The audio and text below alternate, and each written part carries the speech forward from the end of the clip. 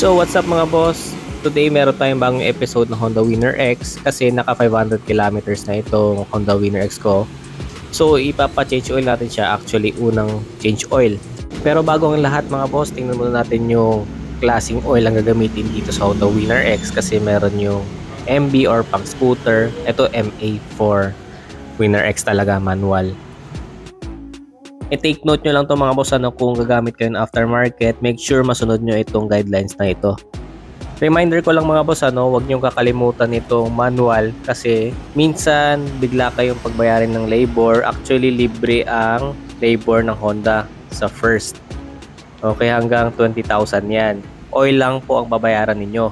Make sure nyo lang po kasi marami na ako nabalitaan na pinagbayad bagong-bago yung motor. So, andito tayo sa service data ng manual. Actually, andito lahat, pati yung mga hangin, spark plugs, kung anong klase. Dito tayo sa oil, Honda 4-stroke, API. Tapos, bawal ang oil mark na energy conserving or resource conserving.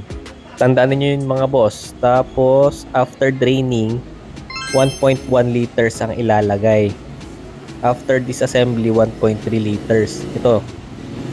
Diyan tayo magbe-base. Dito na rin pala yung recommended drive chain lubricant.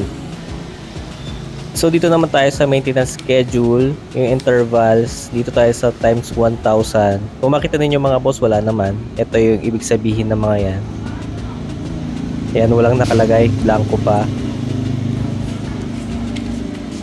Kabila, ganun din mga boss, wala pa. Halos inspect lang naman halos dito sa Winner X. Ayun mga boss, punta na tayo ng kasa. Dali natin tong manual para sigurado pag hinanap nila. Kaya punta tayo, let's go!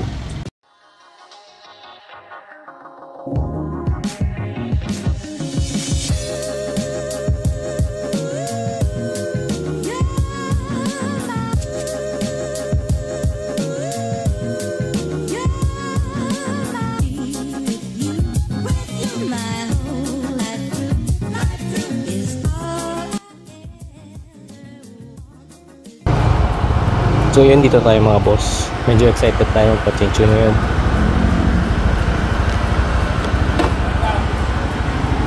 Palit lang is.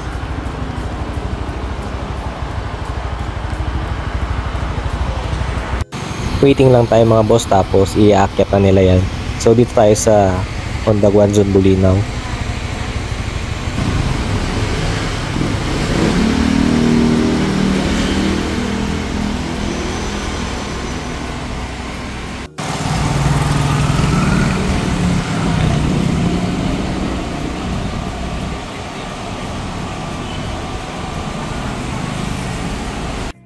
Nabayaran na natin mga boss. So itong isa is 460 isa.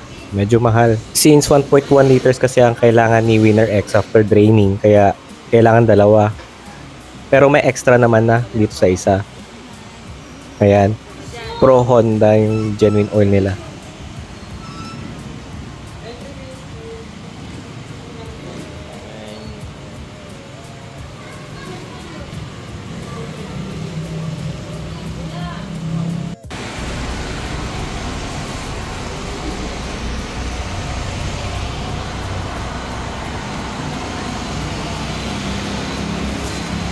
Ano boss? Yung nakuha rin pala yung Winner X dito, ano? Yung dalawa. Andiyan ba? Ay, ito. Sa mga naghanap mga boss, meron pang isang Winner X dito na matte red. Okay, hanapin natin yung drain plug. Hindi ko pa kasi alam ko sa yung drain plug talaga nito eh. Dito, wala naman dito. Wala. Sa kabila siguro. 1.1. Saan yung mga ito? Ah, ito yung drain plug.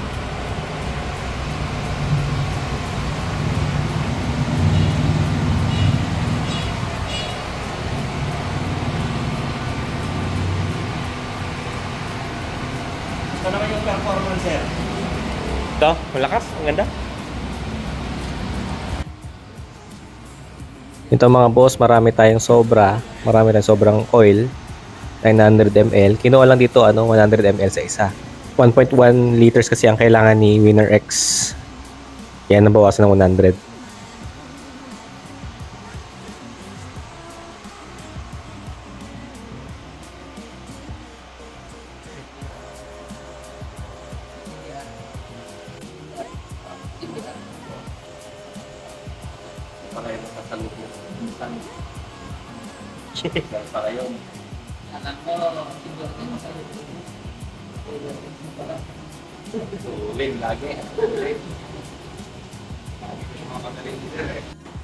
Sa mga naghahanap ng stock ng Winner X, meron pa ditong isa, color red na matte. Eto cash is 131.9 yung down payment. Kayo nang bahala, mas maganda kasi lakyan nyo yung down payment para malit yung interest.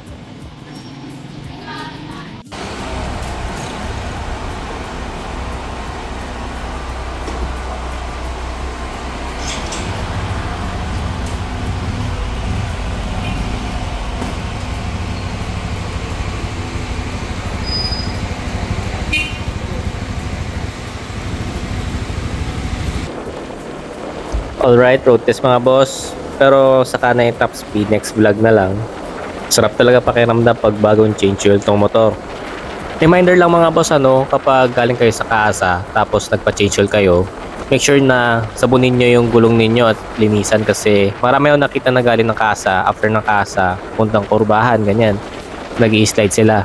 Kasi sa flooring ng kaasa, maraming langis yan. Kaya kumakapit yan doon sa gulong. Kaya pagdating sa kurbahan, nag-i-slide ka agad. Samahan pa ng throttle kapag nagkukurba, o di talagang slide talaga kasi may langis nga. Stretch lang natin konti ito si Winner X, pero hindi natin ito matatop speed ngayon kasi maraming sasakyan. So kaya niya mag 95 RPM, halos 10,000 na mga boss. Ito uphill.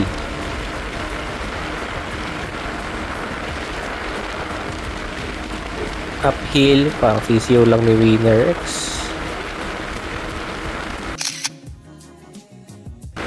Kayang-kaya ni Winner X itong pataas, uphill 122. So yun lang muna mga boss, kung gusto niyo ng update, subscribe na lang kayo kasi lagi ako nag-update sa mga video about sa Winner X at sa mga ibang motor pa. Parang masaya lang na nakakapag-share tayo ng video about sa Winner X at sa iba pa. Next vlog, tatry ko kunin yung top speed talaga nitong Winner X mga boss. Salamat sa panonood mga boss. Lagi subscribe na lang para sa mga updates.